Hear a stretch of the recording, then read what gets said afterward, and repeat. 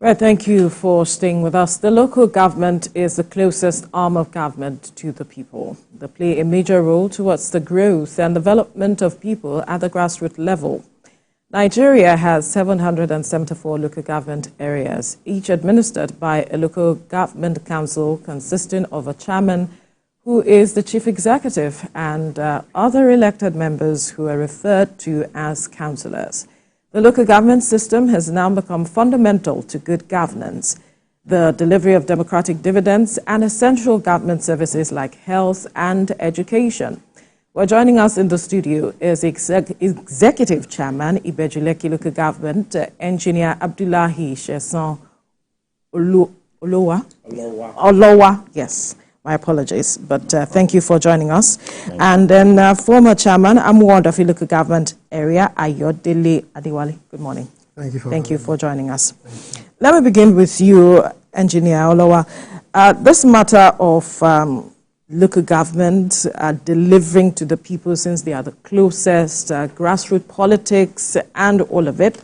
But then one major concern is the fact that local government are not autonomous, and so over time have not been able to deliver to the people as it is. And so often the time when we talk about grassroots politics, local government being essential to dividends of democracy or delivering on the dividends of democracy, not much has been seen over the years. Okay, so first of all, let me thank you for having me here this morning and for bringing this topic to the fore. First, we all know that the 1999 Constitution, Section 7, clearly states, local government as the third tier of government. Absolutely. So constitutionally, local governments are a creation of the law of the Constitution. And that same Constitution, if you go to Section 8, it also, highlights the responsibility for governance for the local government, is directly placed under states, state government, state assemblies. Right. So if you want to say whether or not local governments are autonomous, I like to say that by the provision of the Constitution, yes, local governments are autonomous. And I'll speak from my experience, of Lagos State. In Lagos State, local governments are actually, they have their autonomy. We're running as a third tier of government. In terms of our administration, we're running perfectly well. And in terms of, the funding and finances for the local government, I can tell you that we have that, independence to operate at that level of government. And so when you talk about governance, generally, you are talking about, the process of taking decision and implementing those decisions. So, and what does this entail? It entails collaboration, between governments, the people, other stakeholders, in coming up with a decision that has to do with problem solving. And so in Lagos State today, and in my local government in particular, this is exactly what we've been doing. And in doing that, there are three key fundamental things that we have, been working with, which is peculiar to most local governments within the state. It has to do with the effectiveness of the government. It has to do with, transparency, and it has to do with participation. So when you talk about the effectiveness, we are saying that how do we use government resources? Where do we allocate government resources? Which are the priority areas? If a local government is going to prepare a budget, for example, the first thing we do is to have a budget stakeholders engagement where we invite every members of the community from all the wards within the local government to come and speak to their needs, to their issues. And these are the basis for, preparing our budget. And when the budget is approved within the fiscal year, you must ensure that every project that is being embarked upon, whether it is capital or programs related, there are things that have been approved, within the budget. So within the context of, what you have raised, I would like to say that, local government actually have been doing a lot, but probably because we have not been speaking to the people to let them know exactly what we've been doing. In the last 1 month in Lagos State, a lot of local government have been involved in various intervention programs to cushion the effects, of the current escalating prices. Yeah. What have they been doing? Let's use your end. My local government, for example, about a fortnight ago, we opened a community market in Ibejuleki where food commodities were sold at hugely subsidized rate. In actual fact, we were giving out food commodities worth about between 12 to 15,000 to people at a cost of just 5,000 naira. And a lot of people benefited from this. Tomorrow again, we are doing another one. You just began that a fortnight ago. And tomorrow, the community market in Ibejuleki is opening again. This time around, you are paying just 3,000 naira to get food commodities worth about 9,000 to 10,000 naira. You know, so, and we are not the only local government doing that. I can tell you that Surulere did last week, Lagos Island, this local government did. So many other local governments, you know, have also put it to the media that they are doing. Who is covering the cost? It's the local government. We are covering that cost. So we are helping the people rather than go to the open market to spend about 15,000 naira. We create a subsidized market for you and you spend less. So a lot of these things are currently going on. And again, very, very soon, maybe in another 1 or 2 weeks, local government across Lagos State will be embarking on the construction of 114 roads. Right. About 114 roads by local governments in Lagos State. So I can tell you so many areas where the local governments have been working across the state. But of course, there is need for local government to come out and tell the people what we are doing. And that's exactly what, I think giving me this opportunity, you know, I really want to appreciate it for that. Thank you very much. You are welcome. Let's come to Comrade Adewale now, and let's get your perspective on this same issue. He has said that, well, his local government has the autonomy.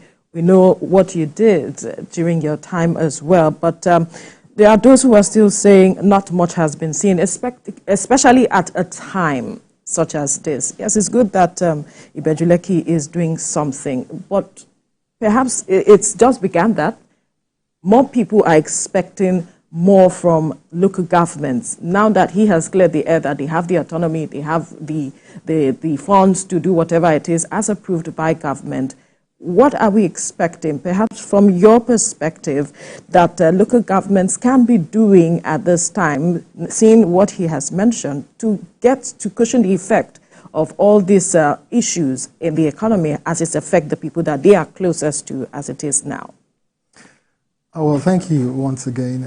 While he was speaking, I was following very keenly, especially his understanding of the Constitution and the role that local government plays. And that also took me back to 1998-99 when we both served in the student union government. He was the Speaker of the Union, I was the President.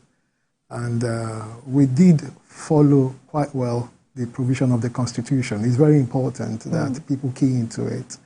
Local government in Lagos State have been very, very unique in the sense that they key into the fundamentals of the creation document, starting from the Constitution to the administrative guidelines that put them in check. And they also compete among each other in terms of provision of amenities, especially on infrastructure. In our time, most of the challenges we had was more on infrastructure and the environment. But in their own time, looking at the challenges in the Nigerian economy now, I'm very happy that they've keyed into supporting people living in their communities, especially provision of food and some basic amenities to make them leverage on their daily living and, of course, keep money in their pockets. I keep telling people, especially when I come to this program and people talk about autonomy, and I say, well, the autonomy is there because while I was chairman of local government, I remember that I had a relationship with countries out of Nigeria. We worked with the U.S. government, especially the U.S. Marines, to provide some health mission at the riverine communities. We have sister city relationship with some boroughs in the UK and some local government in the US. In terms of funding also, he has talked about the 114 roads that they want to build. In our own time, we didn't have such, but what we did key into is, for instance, if I'm more of is rehabilitating 22 primary schools. You see Shomolu Bariga doing a lot of roads because our peculiarity difference. Absolutely. It differs also. There are some local government where all of their infrastructure have been taken care of by state, especially when you go to like Ikoyi or Balinde, you go to Victoria Island and some of these things. So they have to also key into other things that bog their people down. And that is why during the budget preparation, there will always be these consultative meetings with the community to also come up with what they want to be done. Government might want to just provide key infrastructural things, but they are also looking at the recurrent, you understand, especially when it comes to supporting the local farmers.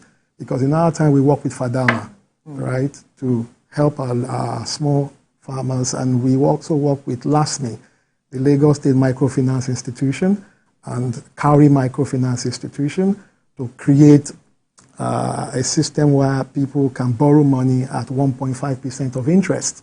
So that removes the pressure on the local government for people coming to ask for charity, right? We just tell them that if you have something, and it can help businesses. It can help businesses, and we don't just tailor them there or put them there. We also put capacity that whatever you are doing, we support you to a cooperative, right? And your guarantor will either be your pastor, your imam, or your community leader. So they must be able to tell us, who you are and how, good you are. Even if you lack capacity, we'll still come with other programs, to train you and also empower you, right? There was skill acquisition training for people. In my time, we try to keep more money in the pocket of people by giving free drugs to people within the age of 0 to 16 and 16 and above. And we partner with Profis Pharmaceutical, right, with a budget of 1 million naira per month. And we found out that people from other local government were coming. So we had to also bring in a stopgap that you must pay a radio and TV license of 500 naira. We must identify you to a home, right? And you come to collect a drug of about 10,000 naira. Delivery was free. There were free delivery. We gave birth to over 3,000 babies. And whenever you deliver a child, we'll give you the delivery kits and 10,000 naira. So there were support systems and all of that. You've mentioned some critical issues that I'd like to ask him now, because when you talk about medication now, a lot of persons, the price has skyrocketed, and so a lot of persons cannot afford it. Is the local government also looking into that direction? Because he mentioned something that's critical. Well. And then you talk about transportation, which is also another critical aspect.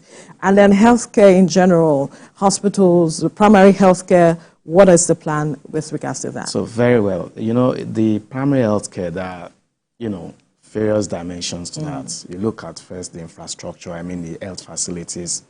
And what we've done is we've invested massively in the upgrade of our primary healthcare centers.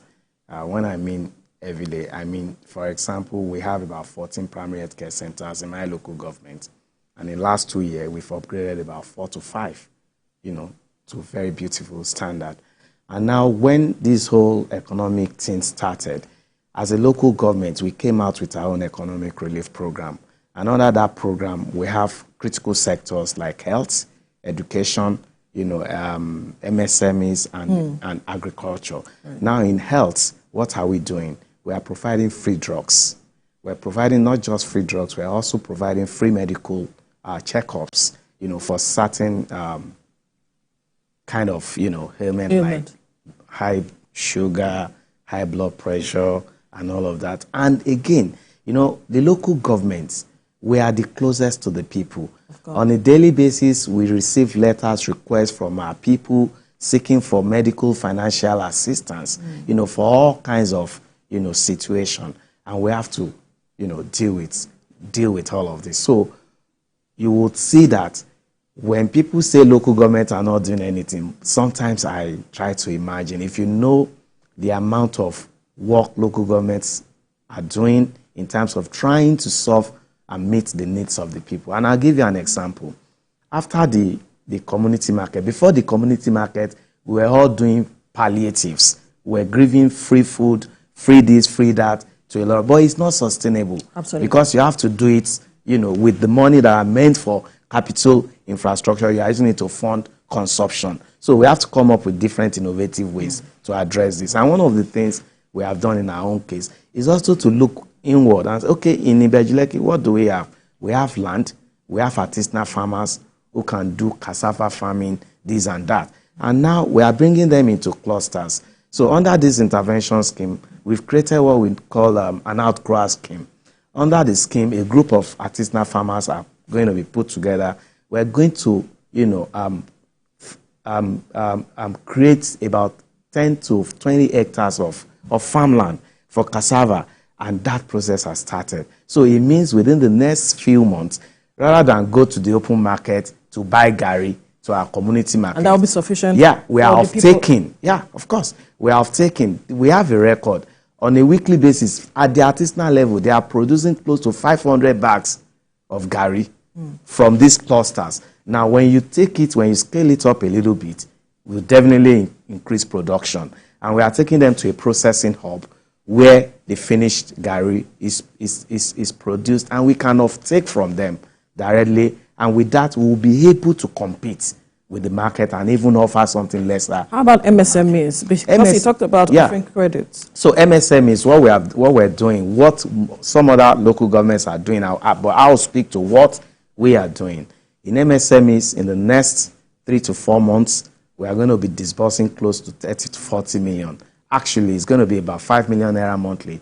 And we are doing this in partnership with the Lagos State Employment Trust Fund. The local government is providing the fund, but we are using the platform, to serve as, what's the interest rate? So it's going to come at, very, very low, almost as little as nothing. Yeah. It's better to mention the figure because there might be those who will be interested watching this now. Okay, so we're looking at, whatever interest we are charging is just to take care of the administrative charges by LSETF. The local government is actually not taking any interest. We're interested in, you give them the loan, let the principal, the loan amount comes back so we can revolve it and give it to some other people. But LSETF is providing risk monitoring, risk assessment, loan recovery, and all of that. So they need to be paid for the services which they render. So we may be charging between 1% to 1.5% for that.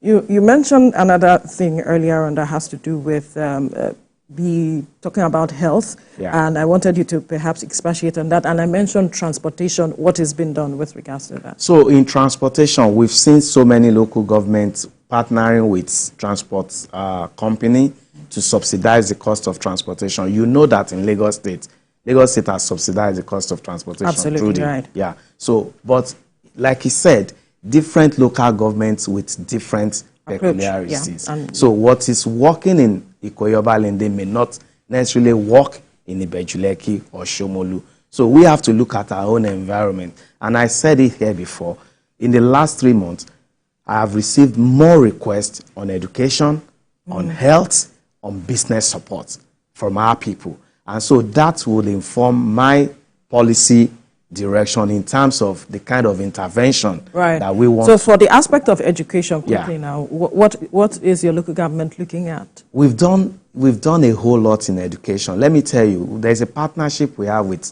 Pan-Atlantic University. It's a university within Ibejuleki local government. And as we speak today, we have about 150 students who attend that school free of charge. Science students, STEM students, and art and social sciences students. This partnership was created by both, the university and the local government. So what are we doing? We are actually helping, building capacity of our younger ones. We are helping them so they can, focus on their studies and pass their exams very well for those who want to, further their studies in higher institutions. We're not doing just that. We're providing free JAMB forms, free GCE form, because a lot of families have kids in school. They do not have the money to pay for these exams. Just recently, we gave 420 free JAMB forms. I'm talking of just last month. And not just that. Some of the students who have newly gained admission into university, we are helping them pay their tuition fees. Okay? Not just that. We have some students who are on scholarship. Right. under the local government, payroll. All of this come at no cost to the students and their family. And we have invested in renovation of our primary schools. A lot of our primary schools who were in open field are now within, secured environment.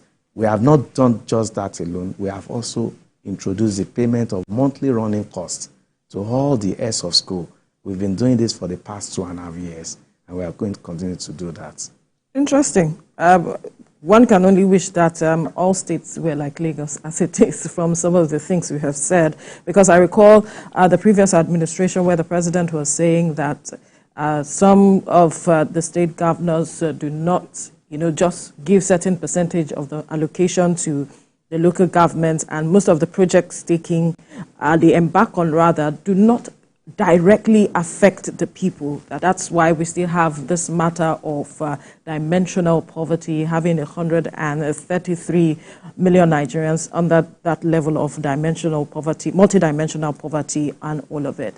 What would be perhaps your message to other state governments? Because the president had to call out state governors, implement this wage awards so that Nigerians can, get that buffer that they need at this time. And some Nigerians were saying the president did not even need to call these persons out, that they should know what to do. They should understand the pains the people are feeling at this point. And with the efforts we have seen from Ibejileki now, I believe that the people at the grassroots are feeling the impact of the government as it is. But that's not happening in some other state government. What is your admonition, if I may use that word, to other state governments where people are not feeling this impact as much as Lagos State is doing? Well, my advice to them will be to work very strongly with the local government. The local government are the taproots. No matter the effort the state government or federal government puts in, if you don't key into the local government very well, it's like throwing a coin in the sea. You understand? Because the local government is the closest, to the people. Right? And they can decimate, distribute opportunities and take care of their people better. Not just providing funds for them. You must also provide structural support for them. Take, for instance, I saw the governor of Niger State, coming out with a very wonderful program, right, and all of that. I saw two major things. I saw the machinery. I saw the airport infrastructure, which again take away the food out, get foreign capital that is required. But there are some also key gaps. I've not studied it very well, right? You need to also put in your local government there, bring in some structural support through your academic institutions, right? For instance, if they have a University of Agriculture, for instance, link it towards that. If you don't have, work with IITA, you understand, to create support for the local farmers. Create a hub, you understand, to store this food and become the off-takers. That was one of the things that the FADAMA was doing for the local governments at that time. So when you put the fund, because we want to cut down this teething stage whereby some funds can, be wasted through trials and all of these things. So these structural institutions become a backbone to support the activity of these people, and you have a very strong end product. And while I was there as chairman of local government, there are some government institutions that you cannot just knock away. For instance, the NYSC. A lot of local government do not know how to partner with the NYSC. When I came in as chairman, I only had one doctor, right? One doctor and one engineer. And we had a press and information unit. In order to cascade their capacity, I went into discussion with the NYSC that, look, can you give me 50 doctors? And they told me they don't have enough. For every 50 doctors, they will give you other field of study. And what did I do with them? I got them. They gave me about 250 core members. Took some that I know that I don't really have a need for them in our departments, right? But I do need them in the educational sector, in the primary school, because we didn't have enough teachers. Right. So I got in an education consultant who was a former principal at one of the schools to train them in tandem with the module of teaching, and we put them in our primary school. So when he was talking about creating incentive to those schools for their running cost, we didn't have gardeners in our school, right? I brought in two sweepers and one gardener, and of course the structural support of the running cost. Then created air condition in the head teacher's office, swivel chairs and all of that, good chairs, renovated 22 primary schools and built more. And free uniform, free books. You understand? The performance went high because I could use them. Then in the area of health too, the army, they do have intern nurses, right? Spoke to the Nigerian army at the Ojo military cantonment. They sent in their intern at no cost, right? And what I just do for the NYSC? Collaboration. It reduces cost. And what did I do with the NYSC? You're giving them a pay, I think in my own time was about 12,000 or what have you. For the teachers, if you decide to stay at the Riverine, I give you 50,000.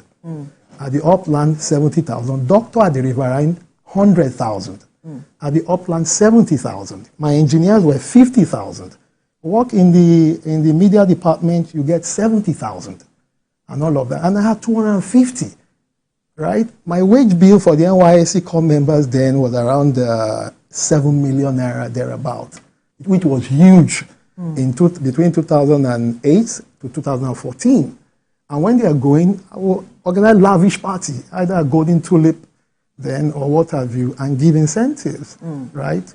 And all of this. So there are institutions that government can partner with within the federal government, you understand, platform, and work directly with the local government. It will showcase the strength of the state, and there is also a political face to it. Really? I normally call it political economy, because if you work very well for your people, they will keep you in power. You don't need to beg them. Right. And you can also harvest data, right? You see the prevalence diseases that are going on in terms of security. We were creating a newsletter then, we call it the Prism. We're producing 10,000 copies every week. So what do you think will go into those 10,000 copies? 4-page Prism, A4. So you need to be doing something we put in there. They know what is happening in terms of infrastructure. They know what is happening in terms of people are informed. The people are informed. Right. Then we have the Herald. Right. It's a colorful magazine that looks like what Chief Dele Momodu produces, the Ovation magazine and all of that. It comes out every 3 months. So the compendium of what has been happening every week, you see it, right? The people are carried along. Then the NATA, the mechanics, I know that in the environmental department, I didn't have enough hands. They do have their monthly, I think monthly environmental sanitation or what have you on a Thursdays. You can imagine about 2,000, 3,000 people, you distribute them to where they need to work, and they do all of that. And we were also working with the World Climate Change Forum through the UN, and they were planting trees and many of these things. So state government must not neglect their local government. They need to work in tandem with them, give them a lot of support, because most departments in the local government don't have enough hands in terms of professionals, right? So we have to also work with the Rotary Club, work with the Lions Club, work with the Society of Engineers. You understand? For instance, my engineer, I had just one engineer, right? One engineer will not cover for mechanical, for electrical, and all of these things. Then we work with the core members. Right. So that one engineer will supervise whatever they are doing, and everybody go home very happy. You understand? So that's the thing. Right. So perhaps one last question to ask you with regards to some of the things he has said. If you're looking at collaboration, or if you're even already collaborating with some of these, like NYSC and some other agencies of government that he mentioned. Yeah, there's strong collaboration. You know, like we said, governance requires team building, teamwork, and all of that. So, and in view of the scarce resources everywhere, you will need to leverage on certain, competencies from other institutions to be able to deliver on some of the mandates that you have. So in terms of partnership, we have partnership with NYSC, particularly in the area of medical personnel, like he mentioned. One of the challenges we're facing right now in Nigeria is the JAPA syndrome. A lot of our, medical doctors they're not staying. Okay, so there's a shortfall, in that sector. So definitely the NYSC is more or less, a ready-made pool for us to identify some of those medical professionals and use them. So we're doing that with the NYSC. Also, the synergy between the local government and the state government is very, very strong here in Lagos State. 2 weeks ago, I was with the Commissioner for Agriculture. We were in some of our riverine communities to identify areas where we can do the outgrower scheme that I mentioned. You know, so if there is no synergy between the state and local, some of the problems we've identified, will not be able to deal with them. Absolutely. So I agree 100% with the comrade that state government must work with local government. So in our space, we're creating partnership. I mentioned the partnership we have with the Pan-Atlantic University. Right. You know, it's one of the best partnership around in terms of helping young ones in their education and all of that, and it's working perfectly well. I mean, the result of some of the pupils that attended that program in the last JAMB was amazing. I mean, these are pupils who naturally, you know, would have probably, I don't know, but they came out with 300 plus 280 in JAMB, and with very fantastic GC and WAEC results, and now they've gained admission into university. So we are doing collaboration, and collaboration is actually working for Quickly us. talk to us again about the market you mentioned the earlier. Community market. The community yes. market. How regularly is it opened for? So we started, like I said, we have this intervention program, particularly for the current situation, and part of it is to support households in the area of food items. So now we've done the first edition. This is the second edition. We plan to do it for 6 months, within which we believe that there will have been a lot of improvements in the economy, because we know the federal government is doing a lot, you know, to improve the economy. And we can see some signs. I mean, there are signs that the economy will improve any moment from now. So for the first 6 months, we're going to be doing this monthly community market. And also, we are thinking ahead. We are saying that, look, we just do not want to continue to spend our resources to fund consumption. We also want to go back to the farm. We want to produce food so we can bring for our people to buy at a rate that is, you know, affordable to them. All right. What I wanted to know, if it is fortnightly, the market is No, it's a monthly market. Yeah. All right. Yeah. We'll leave the conversation here now. Executive Chairman, Ibejuleki Local Government, Engineer Abdullahi Sheson Olowa, and former Chairman, Amuwo Dofin Local Government Area, Ayodele Adewale.